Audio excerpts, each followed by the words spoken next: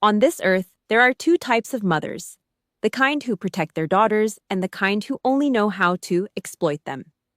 It took me 34 years to find out which category my mother belongs to. I'm Clara, a logistics officer and a single mom. For 5 years, my family has treated my bank account like an open buffet. I planned a Bali trip for a family of 6, booked 6 flights, a resort, 2 weeks of activities. I paid for every single cent myself. My 8-year-old son, Owen, drew a countdown calendar for every day. But exactly 3 days before the flight, my mother burst into my living room, chin up, declaring my son and I were out because Vanessa's kids don't like him. My father avoided my eyes, his hand tightly clutching my bank card, the one I gave my mother for emergency medical bills 3 months ago. What I did next, quietly and without a word, flipped my mother's world upside down. Before we get into the details, please take a moment to like and subscribe. Let me know in the comments where you're watching from and what time it is for you. Now, let me go back to the beginning. 6 months ago, when I made the mistake of being too generous. 6 months of planning. The boots come off first. Standard issue. Heavy. They hit the linoleum floor of my mother's kitchen with a thud that says I'm done. But the air in the room tells me I'm just getting started. I smell like JP8 fuel and North Carolina dust. Fort Bragg has a way of sticking to your skin, no matter how hard you scrub in the base showers. I've spent 12 hours managing supply chains for a battalion, but nothing is as exhausting as the supply chain of my own family. Vanessa needs her car fixed, Clara, my mother says without looking up. She's scraping the bottom of a pot, a gray, unidentifiable meatloaf. She doesn't ask if I'm hungry. She doesn't ask how the deployment prep is going. She just states the debt I apparently owe for existing. Vanessa is on the couch. Her fingernails are fake, long, and tapping rhythmically on her phone screen. She doesn't look up either. The transmission is shot. It's gonna cost me $2,000. I don't know how I'm supposed to get the kids to soccer. I sit down at the table. My plate is already there, cold. Leftovers from the night they actually ate together before I arrived. I just got back from the base, Mom, I say. My voice is flat. Can we just eat? Well, if you had a husband to help with the bills, maybe you wouldn't be so tired, Gloria snaps. She drops a scoop of lukewarm peas onto my plate. But you chose the army. You chose to be alone. I look at Vanessa. She's smirking. She's 36 and lives on my mother's dime, which is really just my dime with extra steps. My father, Dennis, is in the corner. His flannel shirt smells like stale Marlboros and regret. He stares at the TV, the volume high. He doesn't say a word. He never does. He just avoids the shrapnel. I don't argue. I don't cry. I'm a logistics officer. I solve problems with data and discipline. I go home to my own house, the one I pay for, and open my ledger. $17,800. That's the number. Flights, the Padmasari Resort. Private tours, 6 tickets. I stare at the screen of my laptop. My finger hovers over the confirm button. This ain't just a vacation, it's a bribe. In the Army, we call it a peace treaty. If I give them paradise, maybe they'll stop looking at me like I'm a failed experiment. Maybe Vanessa will stop telling Mom I'm stuck up because I have a pension. It's the sandwich generation tax. I'm footing the bill for the bills of parents who never learned financial discipline and a sister who refuses to grow up. The printer starts humming. A low, mechanical growl. 1, 2, 3, 4, 5, 6, 6 Delta tickets. The paper is warm when I grab it. Mom, is it really happening? Owen is standing in the doorway. He's 8. He's wearing his favorite NASA t-shirt. He's got a red crayon in his hand. Yeah, baby, we're going.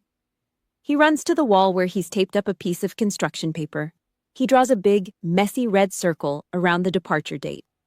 He's been cutting out pictures of monkeys from old National Geographics and taping them to the fridge. Is Aunt Vanessa coming too? Everyone is coming, Owen.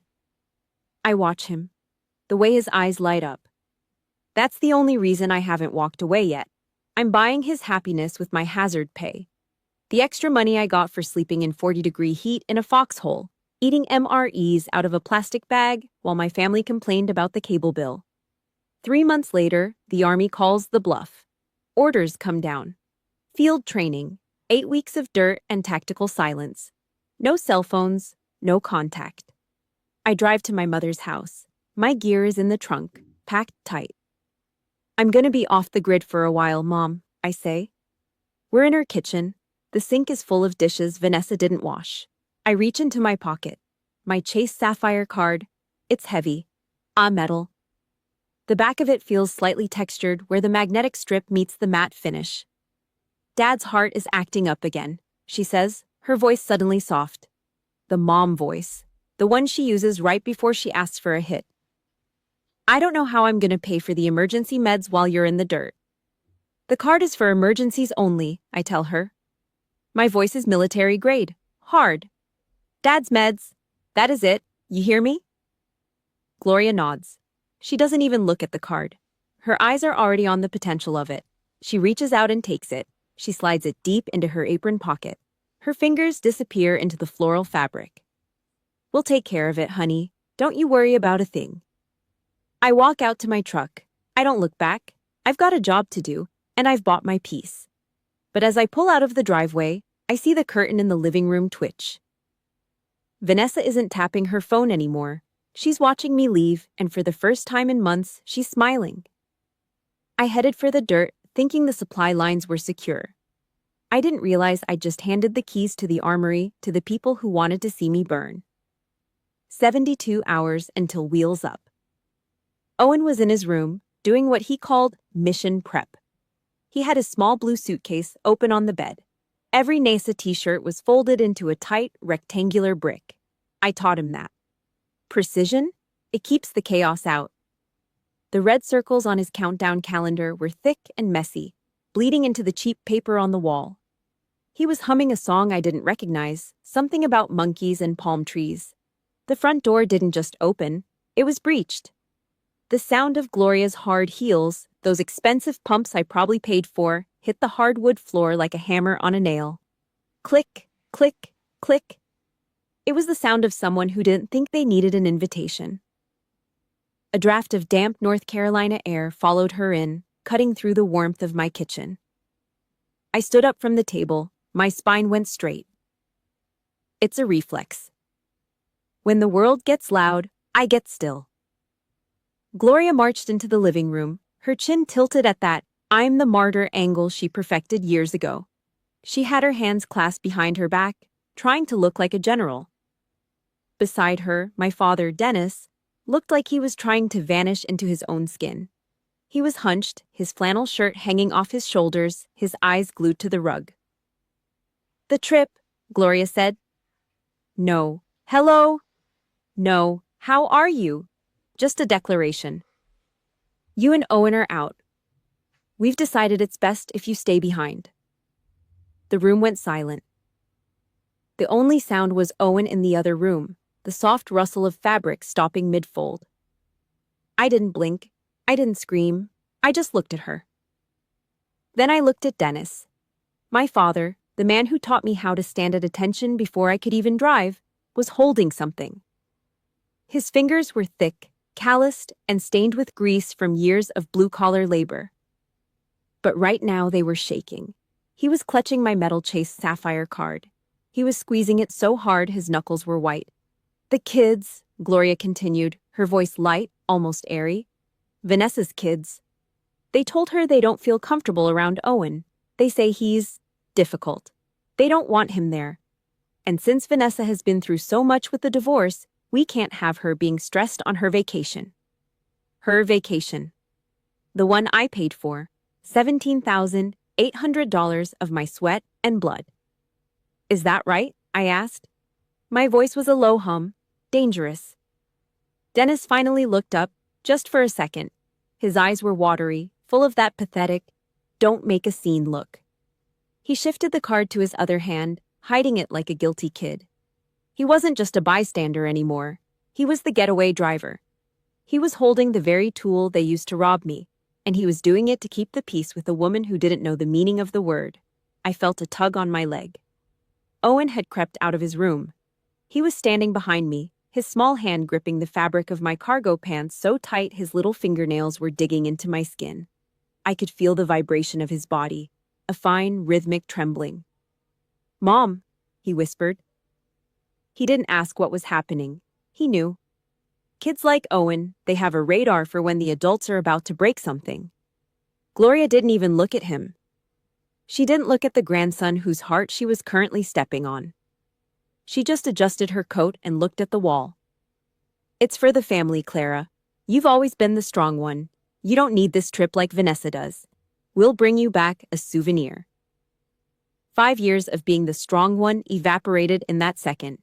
Every late-night shift at Fort Bragg, every dollar of hazard pay I sent home so they wouldn't lose the house, every time I swallowed their insults just to see a smile on Owen's face, it all turned to ash. They weren't my family. They were a tactical error. I stepped forward. I didn't rush. I moved into their space the way you reclaim ground. I held out my hand, palm up. "The card, Dad," I said. Dennis flinched. He looked at Gloria, looking for permission. She didn't give it. She just stiffened her lip. "Now," I said. The word was a blade. Dennis fumbled, his clumsy fingers dropping the card onto the floor. It hit the wood with a sharp, metallic clink. He didn't lean down to pick it up. He was too busy looking for an exit. I reached down, snatched the card, and pointed a single finger at the open door. "Out," I said. "Clara, don't be dramatic." Gloria started, her voice rising into that sharp, grating tone she used when she felt her control slipping. "Get out." I didn't raise my voice. I didn't have to. I had that look on my face, the one that makes privates stop breathing. Gloria saw it. She saw that the bank was closed. She huffed, a sharp, ugly sound, and spun on her heel. She marched out into the cold, her heels echoing like a retreat. Dennis followed, his head down, the cowardice trailing behind him like a bad smell. I slammed the door. The sound echoed through the empty house. Owen let go of my leg. He stood there, staring at his half-packed suitcase in the hallway. He looked at the red circles on the wall. Then, he looked at the floor. He didn't cry. He just reached into his pocket and pulled out a small plastic monkey he'd bought for the trip. He squeezed it once, then dropped it. I didn't go to him. Not yet. I couldn't. My hands were finally starting to shake, and a soldier doesn't show that to the troops. If you have ever had a family member take your heart, your hard-earned money, and your kindness and turn it into a weapon to use against you, hit that like button right now. Leave a comment with the word enough if you are tired of being the only one holding things together while they tear it all down. I need to know I'm not the only one standing in a quiet house, realizing the people I loved were never on my side. I walked into the kitchen and pulled out my laptop. I didn't head for the couch. I sat at the hard wooden chair at the table. I didn't need comfort. I needed intel. I opened the bank app. I logged in. My eyes went straight to the recent transactions. The emergency meds weren't there. I felt the first cold drop of ice hit my stomach. I scrolled down. Faster. My breath caught in my throat as the numbers started to scream.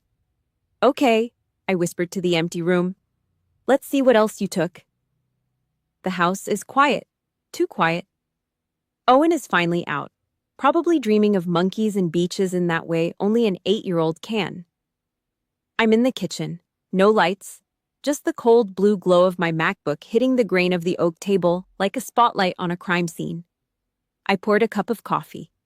It's 4 hours old. Bitter. Burnt. Like ash on the back of my throat. I don't care. I need the caffeine to stay sharp. I need to see the wreckage. I log into the Chase app. The little blue wheel spins. It feels like a countdown.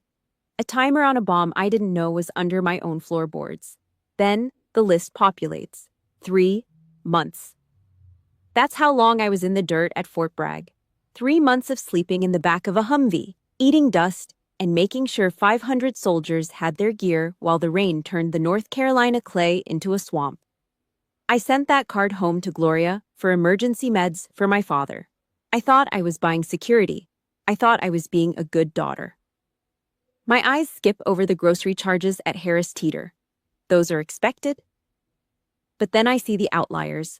The red flags, $187.52, out of the Blue Steakhouse. Tuesday night, $680. Serenity Day Spa, Friday morning. I stop. I lean back. The wooden chair creaks under my weight, a lonely sound in the dark. $680. Last month, I spent 30 days slaving in the mud during a field exercise. I worked 20-hour shifts. I dealt with broken axles and lost manifests. I earned exactly $680 in hazard pay for that rotation.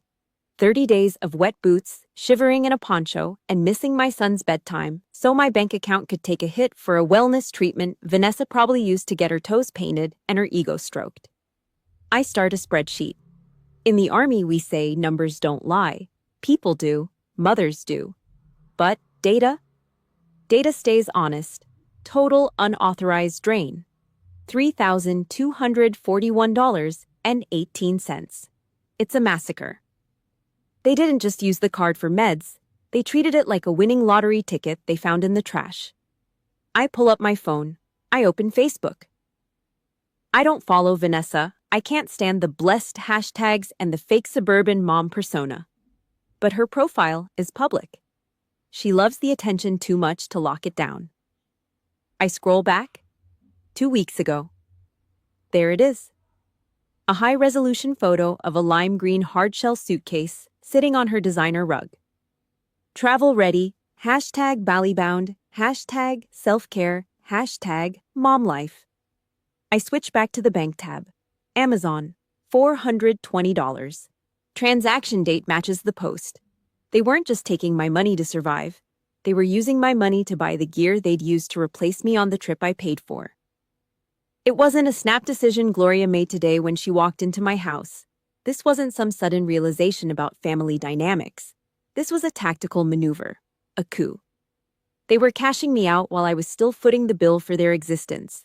I check my Gmail, my personal one. I search for Bali and Padmasari Resort. Nothing in the inbox. I check the spam folder. A flag goes up. An email from 9 days ago. Subject: regarding your suite reservation, request denied. I open it. My hands are steady. Logistics officers don't shake when they find a break in the supply chain. They just find a way to bypass the failure. Dear Mr. Tucker, it starts. They think I'm a man because of the rank on the booking. We are writing to confirm that we cannot fulfill the request made over the phone this morning by a Mrs. Mercer. The caller requested to remove the names Clara Tucker and Owen Tucker from the master suite and reassign the rooms to the Mercer family. As you are the primary card holder and the individual who made the original booking, we require your direct authorization for such changes. Mrs. Mercer, Vanessa, 9 days ago. While I was still packing Owen's NASA shirts, while I was still dreaming of a peace treaty that would finally make my mother look at me with something other than disappointment, while I was still grinding out 18-hour days at the base to make sure every cent of that $17,800 was covered. Vanessa wasn't just being a parasite, she was a sniper. And Gloria was the spotter, sitting in my kitchen eating my food while they planned how to ghost me on my own dime. They didn't kick me out because of Owen's behavior. They didn't kick me out because the kids don't like him. They kicked me out because they'd already tried to steal the rooms and failed. Today was just the follow-up. The smoke screen. I look at the coffee cup. The liquid is black and still, reflecting the blue light of the screen. I don't drink it. I walk over to the sink and pour it down the drain. The sound of it hitting the metal is the only noise in the house. Cold. Final. I'm not a daughter right now. I'm not a sister. I'm a logistics officer who just found a massive leak in the fuel line. And in the Army, when you find a leak that's been sabotaged, you don't patch it. You shut the whole damn system down and let the engines starve. The morning sun didn't feel warm. It just felt like a glaring fluorescent light in an interrogation room. I sat at my kitchen table, the laptop still open, the screen covered in the digital fingerprints of a heist. I didn't sleep. You don't sleep when you realize the perimeter has been breached from the inside. I picked up my phone and dialed a number I hadn't called in months. Darlene. She was a combat psych at Fort Bragg, the kind of woman who'd seen enough trauma to fill a stadium and still had a voice like gravel over silk. Clara, she said, skipping the pleasantries. You sound like you're back in the sandbox. What's the sit rep? I didn't give her the emotional version. I gave her the data, the card, the spa days, the attempt to steal the suite in Bali. I told her about Gloria's visit and the look in my father's eyes. Darlene let out a long, slow breath through the receiver. Clara, look at me. Well, listen to me. For 5 years, has anyone in that house asked where that money comes from? Has anyone asked if you're okay after a double shift? No, I whispered. They didn't ask because they don't care about the source, Darlene snapped. Her voice was a cold bucket of water to the face. In their eyes, you aren't a daughter. You aren't a sister. You're a supply line. A pipeline of cash and comfort. And when a pipeline stops flowing or gets too expensive, the operators just look for a way to bypass it. You're being managed, Tucker, not loved. The line went dead. I stared at the phone. Supply line. Before I could put the phone down, it buzzed again. Uncle Ray. He was the only one in the Mercer Foster clan who didn't look at me like a walking ATM. Clara, I heard about the trip, he said. His voice was low, cautious. I'm sorry, kid, but you gotta know something. This isn't the first time Gloria has done this. What are you talking about? 20 years ago, Aunt Carol, Ray sighed. She was the one with the good job back then. She paid for Gloria's first house, covered her debts, even put Vanessa through those private dance classes she never finished. Carol was the bank until she ran dry. And the second she couldn't pay up anymore. Gloria started the rumors, said Carol was a drunk, a thief. Within a year, Gloria had the whole family convinced Carol was the devil. They erased her, Clara. Gloria doesn't love people. She manages resources. And right now, you're the resource she's done with. I hung up. The patterns were matching up. This wasn't a family. It was a resource management firm with a high turnover rate. The afternoon dragged. Around 3:30 p.m., the front door creaked open. Owen. He didn't run to the kitchen for a snack. He didn't ask to play Minecraft. He just stood in the hallway and dropped his backpack. The sound of it hitting the floor was heavy, final. I walked into the hall. His face was blotchy, his eyes red and swollen. Hey, buddy, I said, kneeling down. Rough day at school. He looked at me, his lip trembling. He didn't answer. He just grabbed the hem of my shirt and pulled. Mom, he choked out. Are Brooke and Chase really gonna hate me if we go to the beach?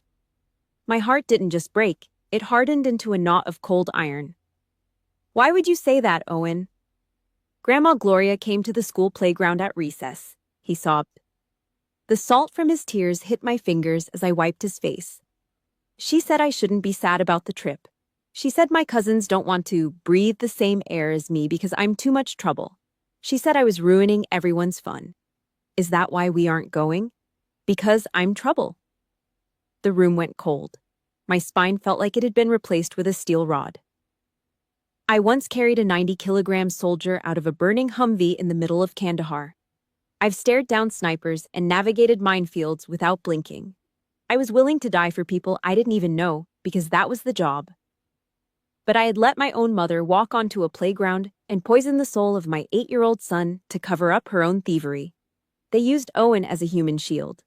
They weaponized a child's innocence to justify their greed. I pulled Owen into my chest, holding him so tight I could feel his heart hammering against his ribs. I didn't say it was okay. I didn't tell him Grandma was just confused. Those were the lies of a victim, and I wasn't a victim anymore.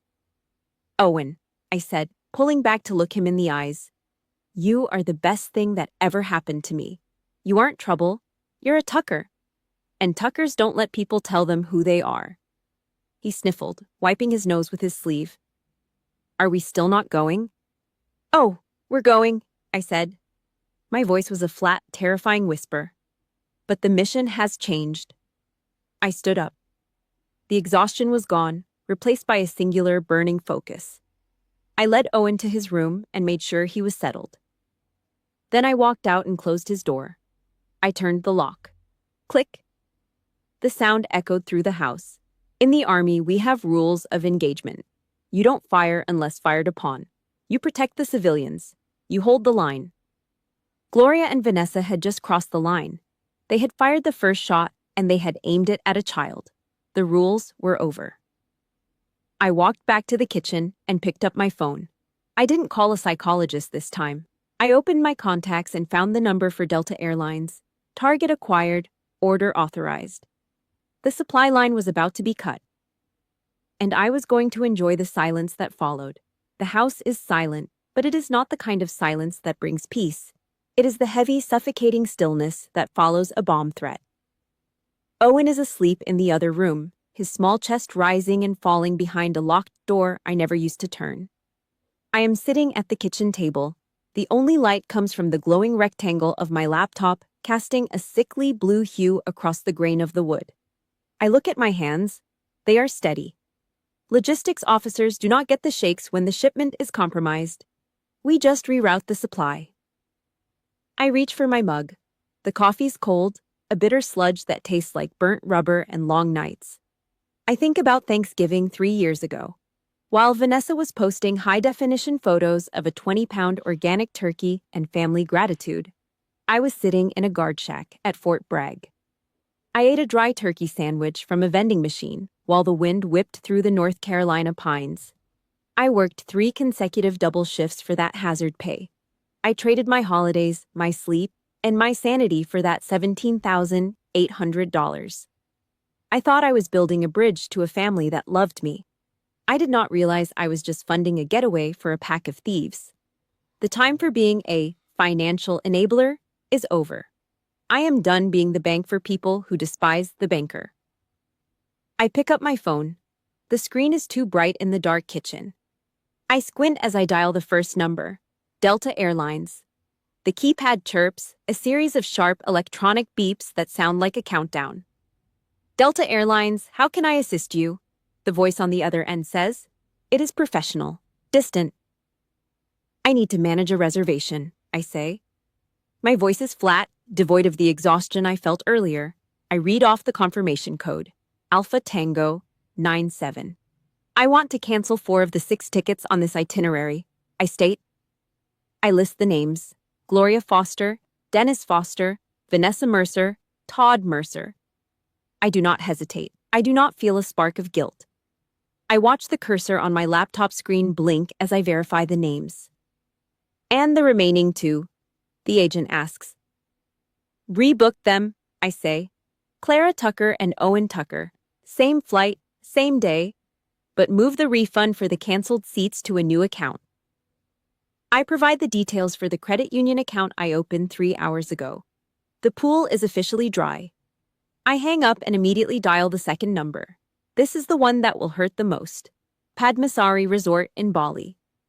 The connection crackles for a second before a polite voice answers from across the world. I do not waste time on pleasantries. I provide the booking ID for the 2 master suites, the ones Vanessa tried to steal from me 9 days ago. I am canceling both luxury suites, I tell the clerk, effective immediately. But madam, that is a significant change so close to the date, the clerk says, sounding concerned. Cancel them, I repeat. And book 1 single, economy room at the Tirtasari Cottage. It is about 10 miles inland, away from the beach. Put it under my name only. I imagine them arriving at the airport with no tickets, or worse, finding their way to the coast only to realize they have nowhere to sleep. They wanted the hotel? They can have the shack. They can enjoy the humidity and the distance from the ocean they were so eager to visit on my dime. The third call is the most mechanical. The Chase Fraud Department. I am reporting $3,200 in unauthorized transactions. I tell the automated system, then wait for a human.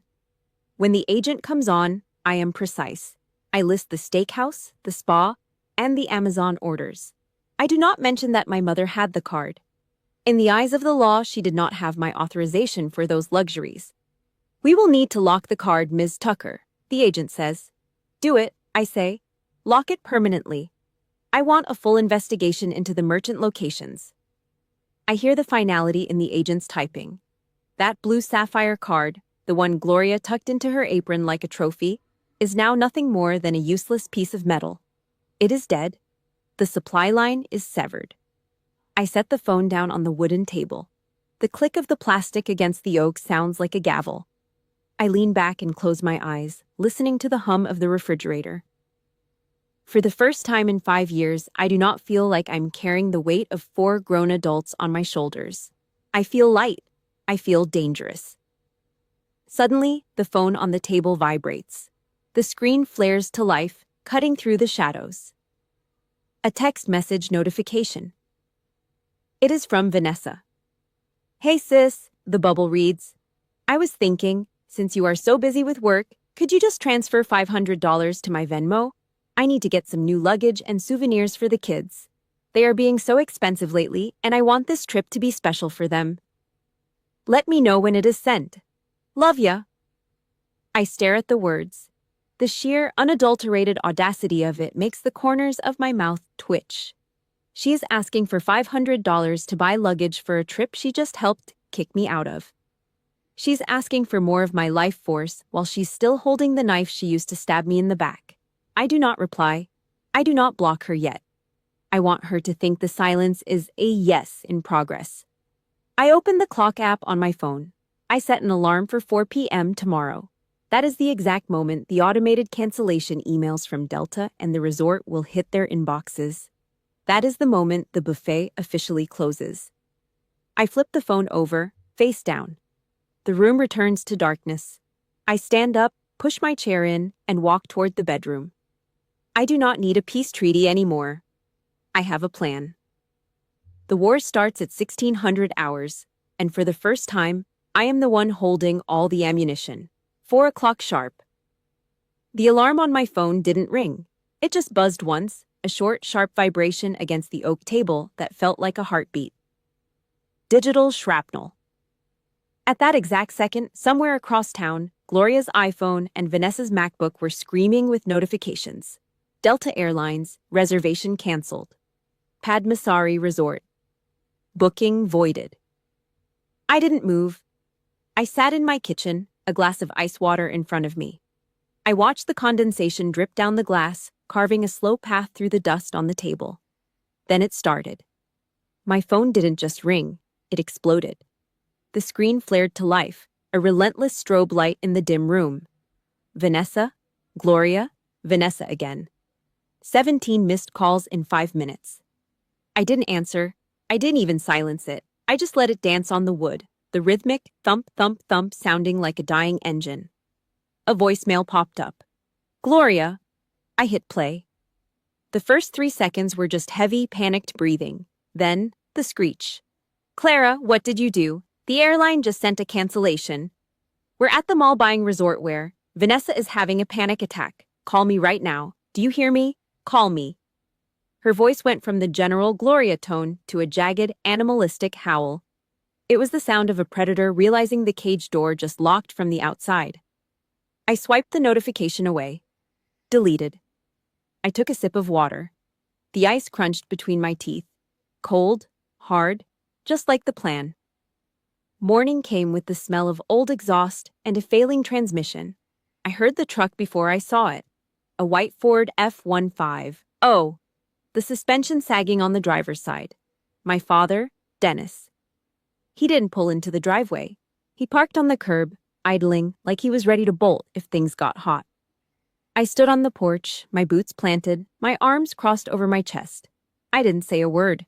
I just watched him climb out. Dennis didn't look like the man who'd taught me to stand tall and respect the flag. He looked small. His flannel shirt was stained with grease at the cuffs, and he was staring at his own shoes as he shuffled toward the steps. He was the flying monkey.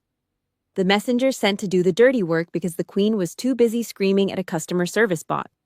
He stopped at the bottom step, his chest heaving. "Clara," he wheezed. "Dad," I said. My voice was a flat line, no emotion, no greeting. He looked up, just for a second, his eyes watery and darting. "Your mother. She's in a state.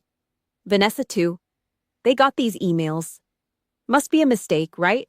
Some computer glitch at Delta? No mistake, Dad. I canceled them. All of them. He flinched like I'd slapped him. He started wringing his hands, a nervous, pathetic habit. Look, I know she was a bit much yesterday. She gets ahead of steam. But you can't do this. We got the kids excited. Vanessa's already packed. Just call them back. Tell them it was a mix-up. We'll keep the tickets, and you can just stay here and cool off. Family shouldn't do this to each other. Family. I stepped down one breath, closing the gap. I could smell the stale Marlboros on his breath. Where was family when Mom took my card? Where was family when you stood there and watched her tell Owen he wasn't wanted? You didn't say a word, Dad. You just gripped that card like it was your golden ticket. I was just trying to keep the peace, he croaked, his voice cracking. Gloria? She's hard to handle. You know that. I just wanted a quiet house. You bought your quiet with my money, I snapped. And you paid for it with my son's heart. Your silence didn't keep the peace, Dad. It funded a heist. Your apology ain't worth the air it takes to say it because you aren't sorry for what you did. You're just scared the gravy train finally derailed. He reached out, his thick, calloused hand trembling, trying to touch my arm. A peace offering, a bribe of fake affection. I stepped back. The movement was sharp, military. Don't. His hand hung in the air, empty.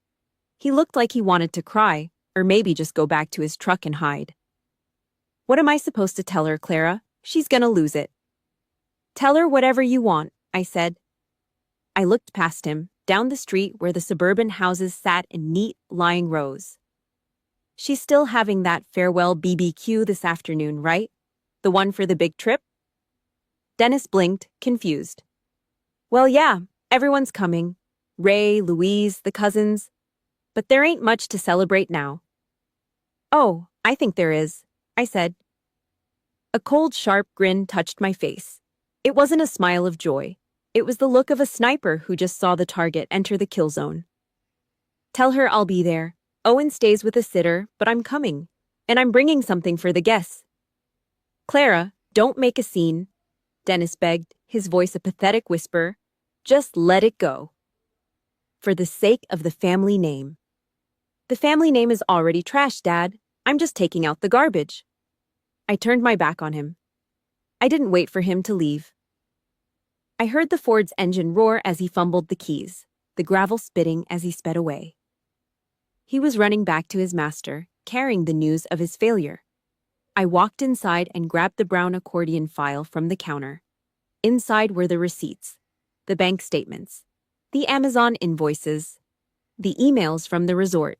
The ammunition was loaded. If you've ever had a parent or a sibling try to use family as a weapon to make you stay quiet while they bleed you dry, hit that like button. If you're ready to see what happens when the strong one finally snaps and lets the truth burn the whole house down, comment the word truth below. I'm standing on the edge of the biggest showdown of my life, and I need to know you're with me when I walk into that backyard. I looked at the clock. 5 hours until the BBQ, 22 guests, 1 truth. I sat down, pulled my combat boots back on, and laced them tight. My hands were perfectly still. The declaration of war was delivered. Now it was time for the execution. 5 o'clock. The sun was a dull, heavy coin hanging over the pine trees of Harlow, North Carolina. It didn't offer warmth, it just baked the humidity into the asphalt. I parked my truck 2 blocks down. I didn't want to be boxed in by the fleet of crossovers and minivans clogging the curb in front of my mother's house. I wanted a clear line of sight and a guaranteed exit. Logistics 101. Never enter a kill zone without an extraction plan. I sat in the cab for a minute, the engine ticking as it cooled. I reached over to the passenger seat and ran my hand over the brown accordion folder. The cardboard was rough, the edges slightly frayed from where I'd jammed it into my bag. Inside were the receipts, the bank statements, the Amazon invoices with Vanessa's name and my card number. It was more than paper. It was a dossier of betrayal. I checked my reflection in the rearview mirror. I wasn't wearing my dress blues, but I might as well have been. I had my hair pulled back into a regulation bun, tight enough to pull the skin at my temples. My field jacket was zipped halfway, hiding the tension in my chest. I looked like a soldier because I felt like one. I had spent the last 5 years trying to be a daughter, and look where that got me. I was done with the civilian act. I climbed out of the truck and walked toward the house. The side gate was propped open with a brick. As I stepped into the backyard, the sensory overload hit me like a flashbang. The smell of cheap charcoal smoke was thick enough to chew on. Luke Combs was blaring from a Bluetooth speaker sitting on a plastic patio table. 22 people. The whole Mercer Foster clan was there, clutching red Solo cups and paper plates piled high with potato salad and charred burgers. I saw Uncle Ray by the cooler, digging for a Budweiser.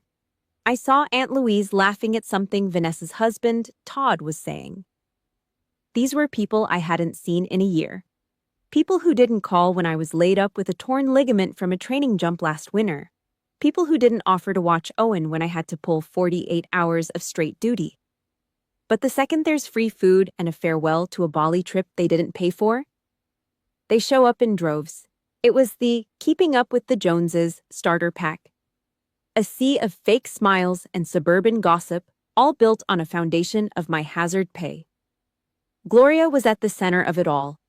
She was standing by the big Weber grill, wearing a world's best mom apron she'd probably bought for herself. She was flipping burgers with a long metal spatula, holding court like she was the Queen of Harlow. She looked up and saw me. For a split second, her eyes went wide. She didn't expect me to show. She expected me to stay home, licking my wounds and crying into a pillow while she spent my money. But Gloria is a professional. She recovered before the burger even hit the grate. She flashed a smile that was all teeth and no soul. Vanessa was sitting on a lawn chair nearby, a glass of cheap Chardonnay in her hand. She looked like hell. Her eyes were puffy, and she was checking her phone every 3 seconds, probably waiting for a miracle from Delta that wasn't coming. When she saw me, she nearly dropped her glass. She whispered something to Todd, her face turning that sickly shade of gray again. I didn't say a word. I just walked to the edge of the patio and leaned against the brick siding of the house. I stood there, perfectly still, watching the performance. Attention, everyone! Attention! Gloria tapped a metal spoon against her wine glass. Clink, clink, clink. The sound cut through the country music, and the backyard went quiet. The relatives turned, their mouths full of food, their eyes glazed with beer and sun. I just wanted to say a few words, Gloria said, her voice dripping with that fake, sugary sweetness she used for Sunday school. As you all know, tomorrow is the big day, the Mercer and Foster family trip to Bali. It's been a long time coming, and we are so blessed to be able to do this together. She paused, her gaze sliding toward me. It was a warning, a silent command to stay in line.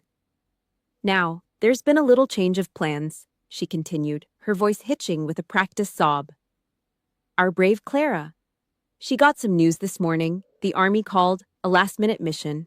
She won't be able to join us on the flight tomorrow. She's devastated, of course, but she told us, she insisted, that the family should go on without her.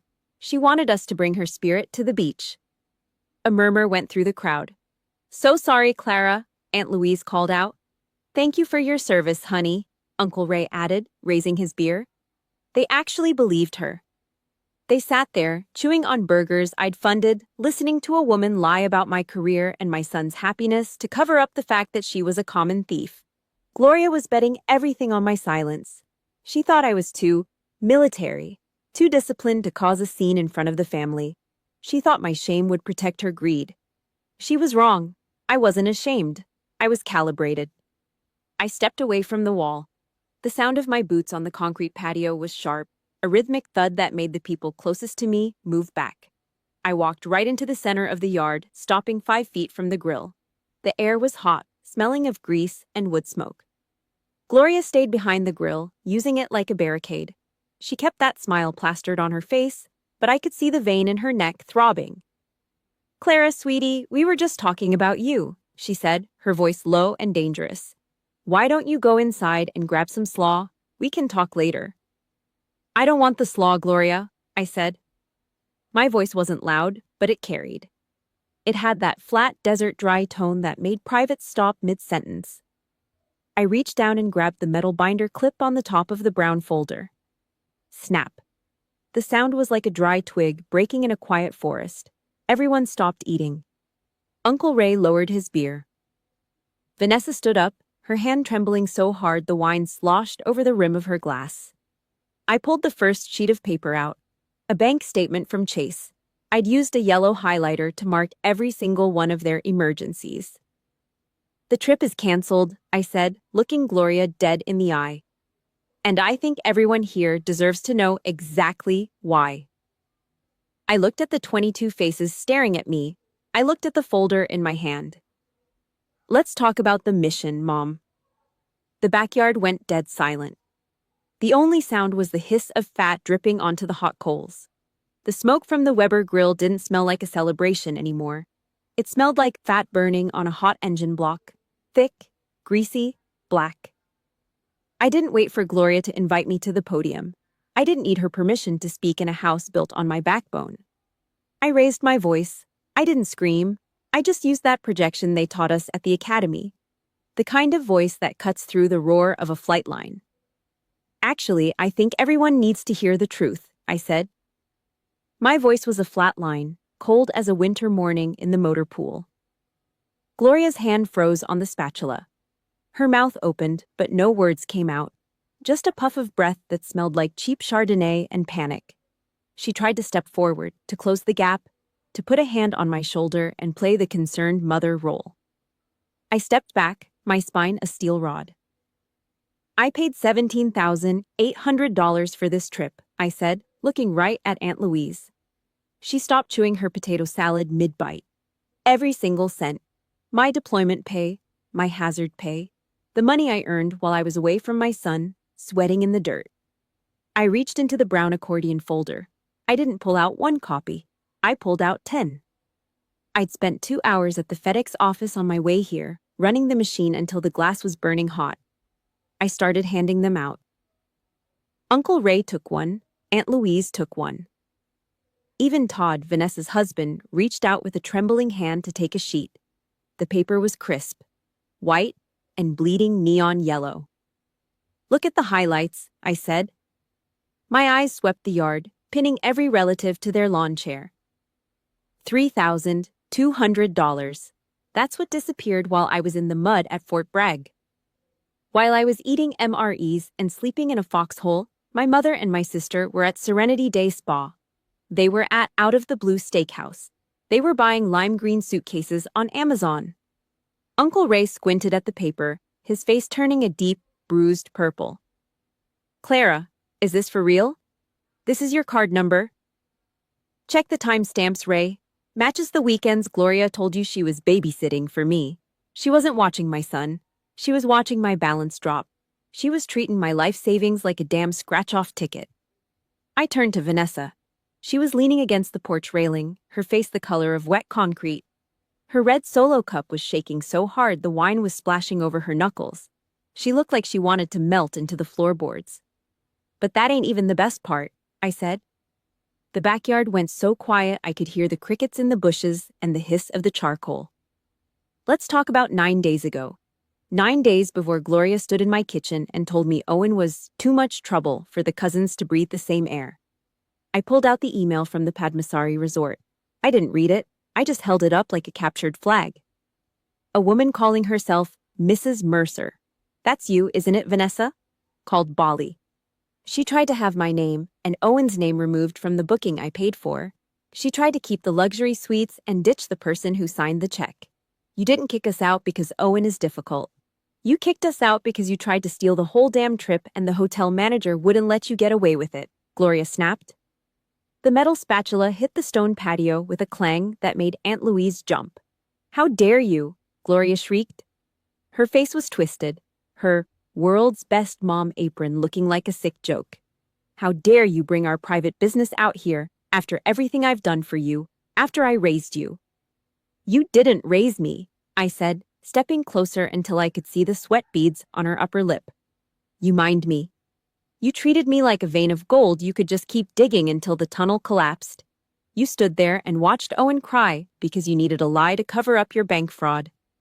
You're a hateful, ungrateful bitch, Gloria screamed. She looked at the relatives, her eyes wild, searching for a flying monkey to back her up. Dennis, tell her she's crazy. Tell her to stop this right now. Dennis didn't say a word. He just stared at the blackened ribs on the grill, his shoulders hunched, his spirit a crumpled beer can. He knew the gravy train had finally derailed, and he was too much of a coward to even look at the wreckage.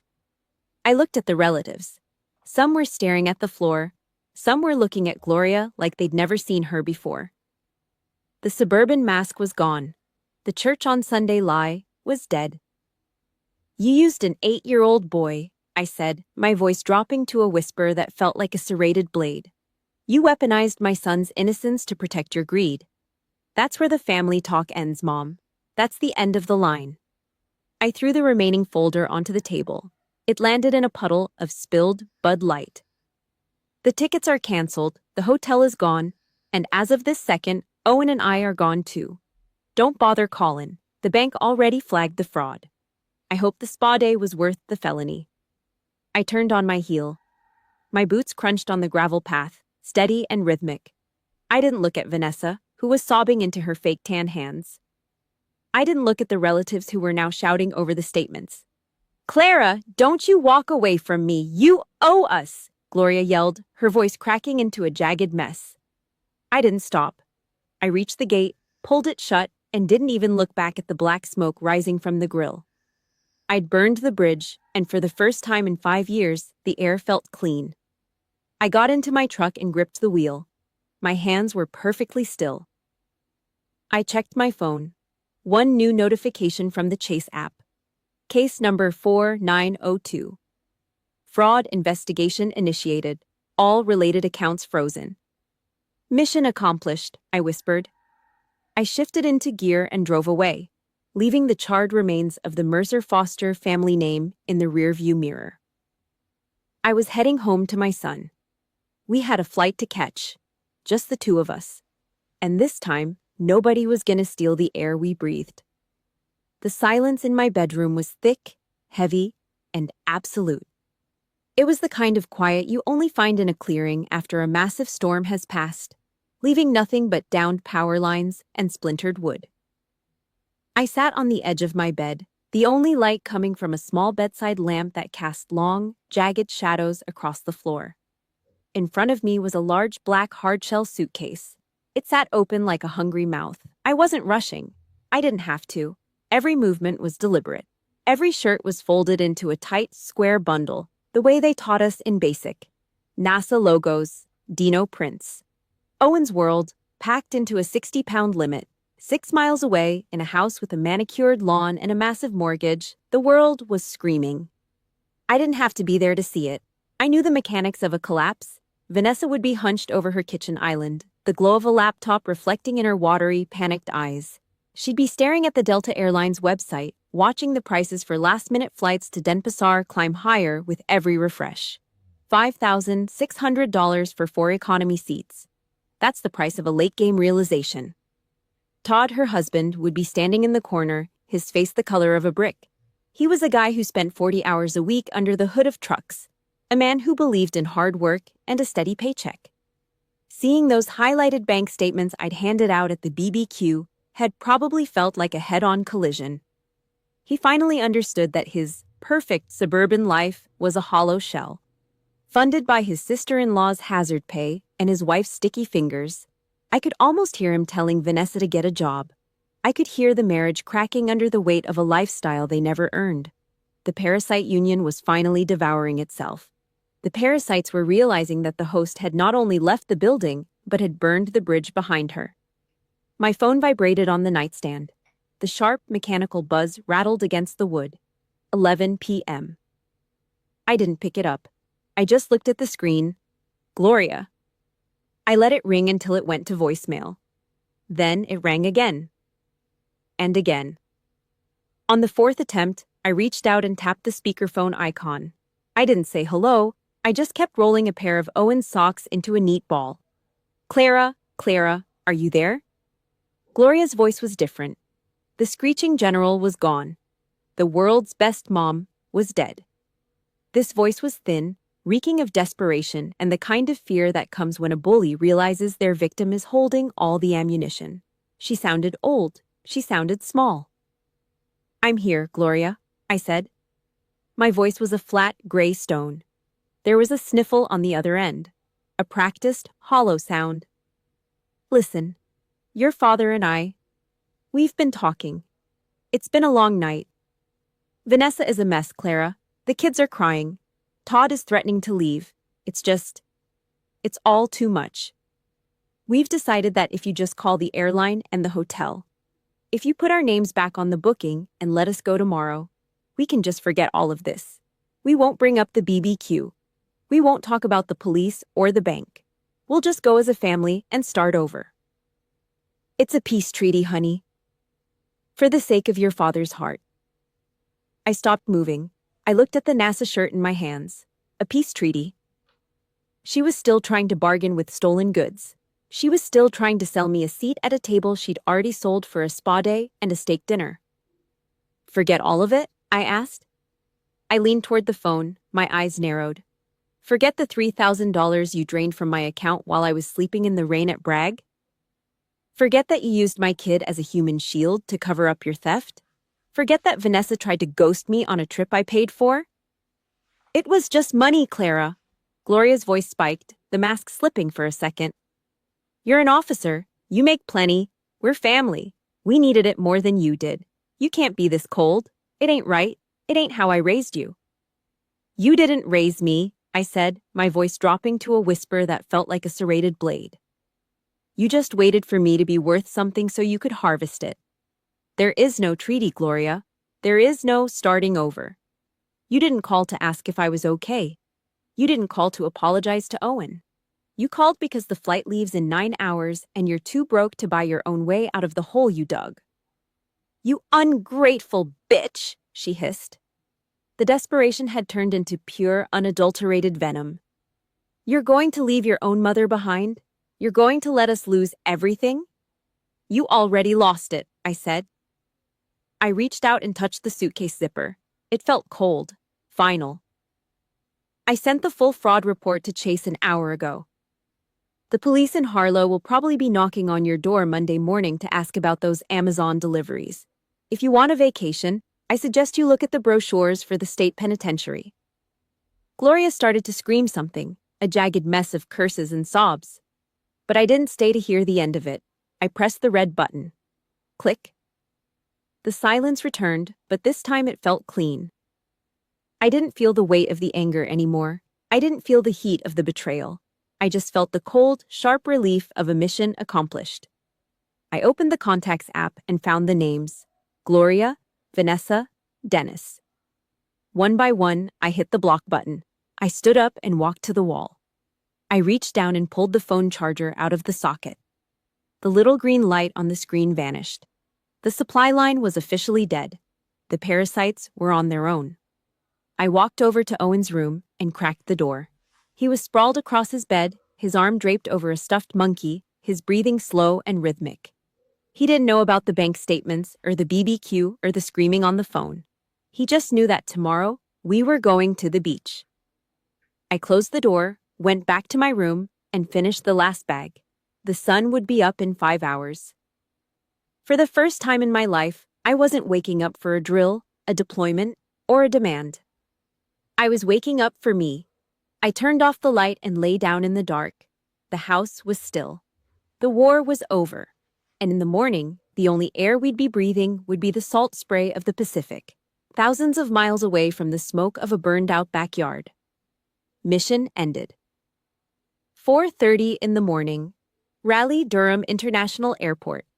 The air outside the terminal was sharp, smelling of wet asphalt and jet fuel. Inside, the lights were too bright, reflecting off the polished linoleum in a way that usually made my head throb. But not today. Today, the fluorescent hum sounded like a victory march. I stood at the Delta check-in counter, my back straight, my heels dug into the floor. No dragging feet, no looking over my shoulder for a pack of parasites. Owen was standing next to me, his NASA hoodie pulled up over his head. He was clutching a small plastic space shuttle in his right hand. He didn't ask where Grandma was. He didn't ask why Aunt Vanessa wasn't there to complain about the luggage weight. He just looked at me, his eyes tired but clear. "Ready, buddy?" I asked. "Ready, Mom," he whispered. We didn't have much. 2 suitcases, 2 carry-ons. None of the lime green hardshell luggage Vanessa had tried to buy with my blood money. We moved through security like a 2-person tactical unit.